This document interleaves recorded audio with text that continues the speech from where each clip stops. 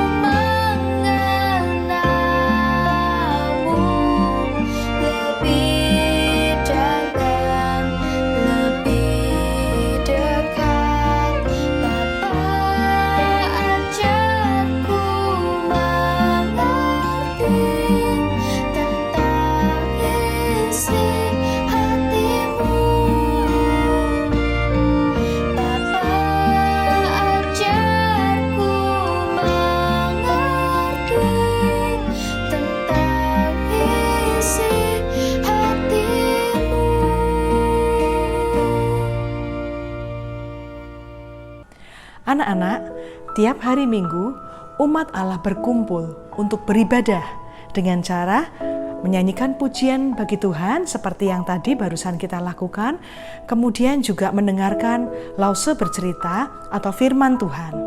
Apalagi yang kita lakukan dalam ibadah untuk menyembah Allah? Ya, betul, berdoa. Kemudian, betul, memberikan persembahan. Sikap atau perbuatan apa yang menunjukkan bahwa kita tidak menyembah Allah di dalam ibadah?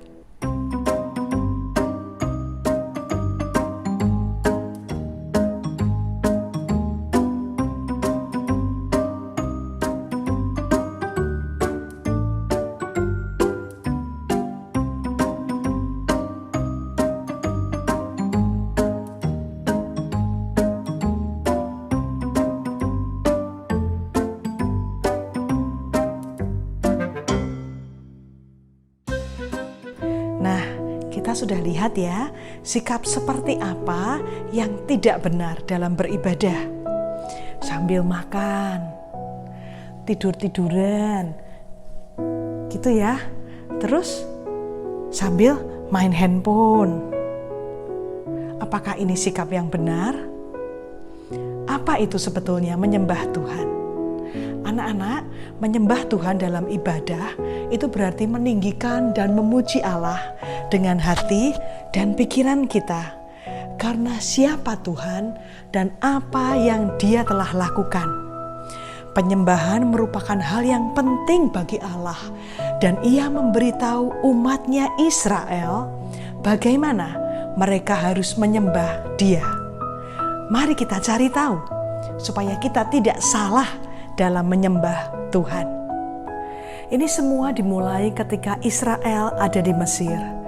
Allah menyuruh hambanya Musa untuk memberitahu Firaun agar membiarkan umatnya, yaitu bangsa Israel, pergi supaya mereka dapat beribadah kepada Allah Israel di padang gurun. Raja Firaun tidak memperbolehkan. Dia mendapatkan tenaga gratis. Sekarang kok diminta untuk melepas. Maka terjadilah perang antara Allah Israel dengan ahli-ahli sihir Firaun lewat dewa-dewa Mesir yang mereka sembah. Perang ini kita kenal dengan nama 10 Tulah. Mencapai puncaknya dengan kematian anak sulung Firaun dan semua anak sulung manusia dan binatang di tanah Mesir. Akhirnya dengan terpaksa Firaun melepaskan bangsa Israel. Di tengah perjalanan Allah meminta Musa untuk naik ke Gunung Sinai. Dari Keluaran pasal 20 kita belajar bahwa Tuhan memberikan 10 perintah kepada Musa untuk diberikan bagi bangsa Israel, untuk mengajar bangsa Israel bagaimana caranya hidup sebagai umat Allah. Oke, 4 perintah pertama dari 10 perintah Allah berbicara tentang menyembah Allah. Pertanyaan pertama, siapa yang kita sembah? Itu dijawab di perintah pertama, jangan ada padamu Allah lain di hadapanku. Bangsa Israel hanya boleh menyembah Allah Israel, tidak boleh menyembah dewa-dewa Mesir buatan manusia. Pertanyaan kedua, bagaimana caranya menyembah? Dijawab oleh perintah yang kedua, jangan membuat bagimu patung dan menyembahnya. Bukan dengan membuat patung dan menyembahnya Allah ingin disembah. Bukan seperti cara bangsa Mesir menyembah dewa-dewa mereka. Allah Israel tidak mau disembah seperti itu. Anak-anak, pertanyaan ketiga, sikap dalam ibadah. Bagaimana kita bersikap dalam ibadah? Dijawab oleh perintah ketiga, jangan menyebut nama Tuhan dengan sembarangan. Pertanyaan keempat, kapan harus beribadah? Dijawab di perintah keempat, ingat dan kuduskanlah hari Sabat, yaitu hari Minggu. Di Gunung Sinai itulah, selain Allah memberikan 10 perintah yang harus ditaati oleh bangsa Israel sebagai umat kesayangan Allah dalam bentuk loh batu, Ia juga memberikan petunjuk untuk mendirikan kemah suci. Yuk kita lihat seperti apa kemah suci yang Tuhan perintahkan bangsa Israel untuk membuat dengan ukuran-ukuran yang detail dan bahan-bahan yang Tuhan tentukan.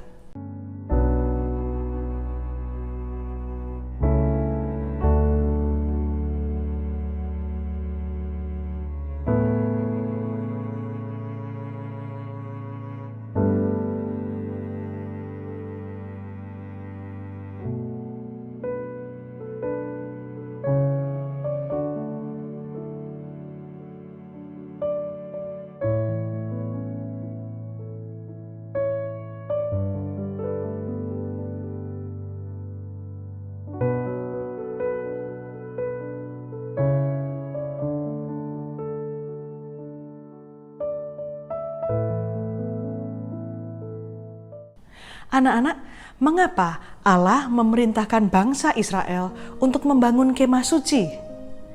Karena kemah suci menunjukkan bahwa Allah berdiam di antara umatnya. Ia menyediakan cara untuk menyembah Dia. Luar biasa ya, Allah yang maha kuasa, maha hebat, pencipta langit dan bumi ini ingin berdiam di antara bangsa Israel. 3000 tahun kemudian Allah mengutus anaknya Yesus Kristus untuk datang ke bumi dan berdiam di antara manusia. Kemah suci dan segala sesuatu yang ada di dalamnya menunjuk kepada Yesus Kristus. Apa tanggapan orang Israel sewaktu mereka melihat Allah berdiam di tengah-tengah perkemahan mereka? Mereka sujud, menyembah. Anak-anak, perhatikan, ini adalah kemah suci. Kemah suci yang tadi sudah kita lihat videonya. Beratus-ratus tahun kemudian, Bait Allah yang indah di Yerusalem, buatan Raja Salomo, menggantikan kemah suci sebagai pusat penyembahan Israel. Di sana, umat Allah berkumpul untuk mempersembahkan korban dan merayakan perayaan-perayaan yang Allah tetapkan. Pada perayaan pentahbisan Bait Allah, kemuliaan Tuhan yang luar biasa turun, dan Bait Allah dipenuhi dengan kehadiran Allah yang kudus. Orang-orang menanggapi dengan hati yang penuh dengan pujian. Mereka sujud menyembah dan bersyukur karena Allah telah datang di antara mereka.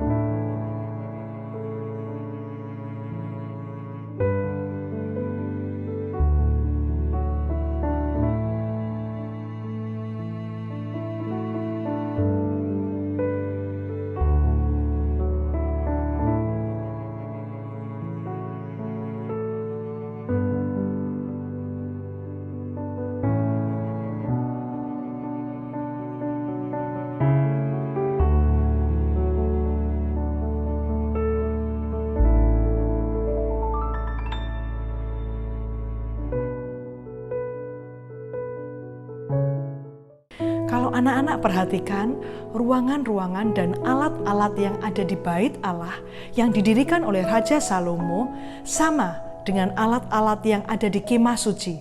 Ada tabut perjanjian, ada meja sajian, ada ruang kudus dan ruang maha kudus yang hanya dimasuki 1 tahun 1 kali. Bila ada yang melanggar, hukumannya mati, kena sinar kekudusan Tuhan. Anak-anak, beratus-ratus tahun kemudian Allah mengutus anaknya Yesus menjadi juru selamat umatnya. Ia pergi dari satu tempat ke tempat lain, mengajar orang banyak. Setiap Sabat, Tuhan Yesus datang ke sinagog, tempat orang Yahudi bertemu untuk menyembah dan mempelajari kitab suci dan untuk berdoa. Tuhan Yesus pergi ke sana membacakan firman Allah dan memberitakan kabar baik Injil. Anak-anak, kita ulang ya. Jadi yang pertama adalah tempat ibadah orang Yahudi, orang Israel, kemah suci. Kemah suci beratus-ratus tahun kemudian digantikan oleh Bait suci di Yerusalem. Kemudian saat Tuhan Yesus datang, dia mengajar di sinagog, tempat ibadah orang Yahudi. Saat Yesus mati di salib, tirai ruang maha kudus koyak dari atas sampai ke bawah. Semua orang percaya bisa datang kepada Allah melalui Tuhan Yesus. Tidak perlu lewat imam lagi. Dan setelah Tuhan Yesus mati di salib, bangkit dari kematian dan naik ke surga, murid-muridnya dan orang-orang percaya bertemu secara teratur untuk menyembah Dia di hari pertama setiap minggu. Kemah suci dan Bait Allah sekarang tidak lagi dibutuhkan. Umat Allah tidak perlu lagi datang kepada imam dengan membawa binatang sebagai korban. Roh Allah telah datang untuk diam dalam hidup setiap orang yang percaya akan pengorbanan juru selamat yang sekali untuk selamanya. Sekarang kita semua dapat datang kepada Allah dengan bahagia dan bebas, dengan hati yang sudah dibersihkan dari dosa. Saat Tuhan Yesus naik ke surga, Ia memberikan perintah pada murid-muridnya untuk berkumpul di satu tempat, menunggu Sang Penolong itu datang. Maka mereka memakai salah satu rumah murid Tuhan untuk berdoa dan menunggu kedatangan Roh Kudus. Ingat peristiwa Pentakosta.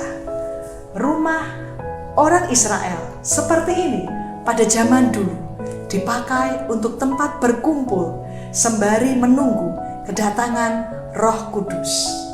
Saat ini tempat berkumpul kita disebut gereja.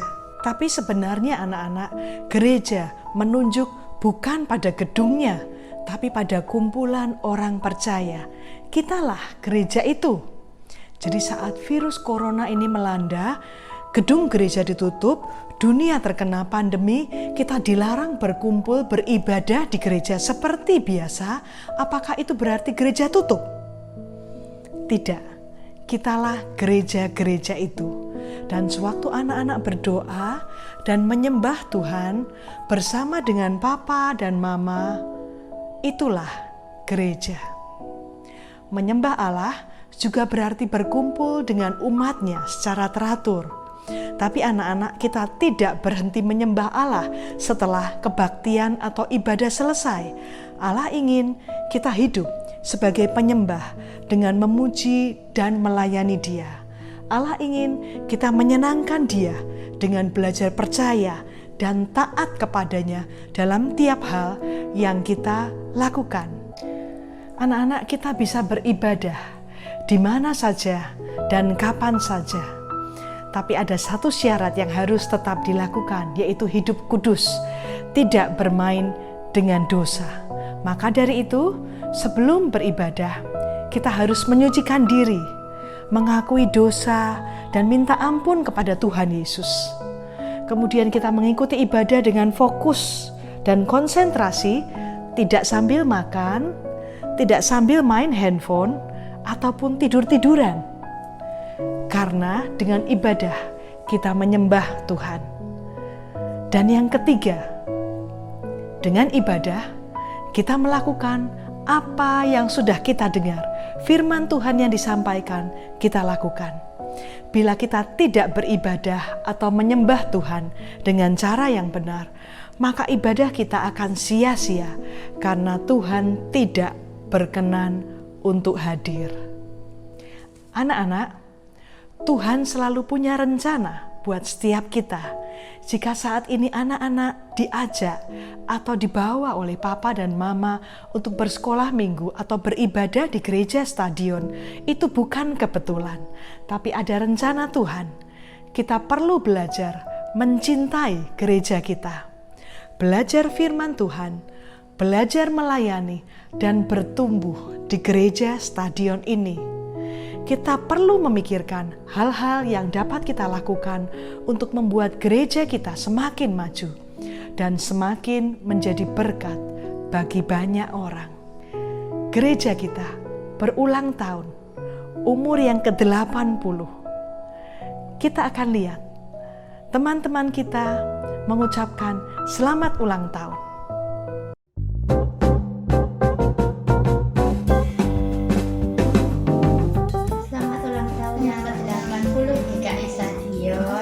Semoga semakin bertumbuh dan menjadi berkah. Tuhan Yesus memberkati. Selamat ulang tahun GKI Stadion yang ke-80 tahun. Tuhan Yesus memberkati. Happy birthday gerejaku, GKI Stadion yang ke-80. Selamat ulang tahun GKI Stadion yang ke-80. Tuhan Yesus memberkati.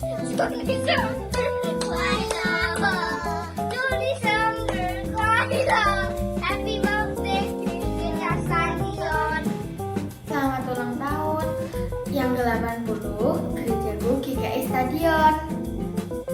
Happy birthday gerejaku, Gereja Stadion. Happy birthday GKI Stadion ke-80. Hai, selamat ulang tahun GKI Stadion yang ke-80. Happy birthday gerejaku, gereja GKI Stadion. Selamat ulang tahun GKI Stadion yang ke-80. Tuhan Yesus memberkati. Happy bye-bye. Anak-anak, ayat hafalan hari ini diambil dari Mazmur pasal 26 ayat ke-8. Tuhan, aku cinta pada rumah kediaman-Mu dan pada tempat kemuliaan-Mu bersemayam. sekolah minggu sampai di sini. Kita akan menutup dalam doa. Mari anak-anak, kita berdoa. Terima kasih Tuhan, Tuhan sudah panggil kami untuk percaya kepada Tuhan. Meskipun kami masih kecil, kami adalah gereja-gereja Tuhan. Tuhan berkati kami untuk bisa makin mengenal Tuhan, makin bertumbuh di gereja stadion, dan melayani Tuhan sewaktu kami besar nanti. Terima kasih Tuhan, ajar kami untuk beribadah kepada Tuhan, untuk menyembah Tuhan dengan benar, meskipun kami masih kecil. Di dalam nama Tuhan Yesus kami berdoa. Amin. Ayat persembahan hari ini diambil dari Roma 12 ayat 1. Karena itu, saudara-saudara, demi kemurahan Allah, aku menasihatkan kamu supaya kamu mempersembahkan tubuhmu sebagai persembahan yang hidup, yang kudus dan yang berkenan kepada Allah. Itu adalah ibadahmu yang sejati.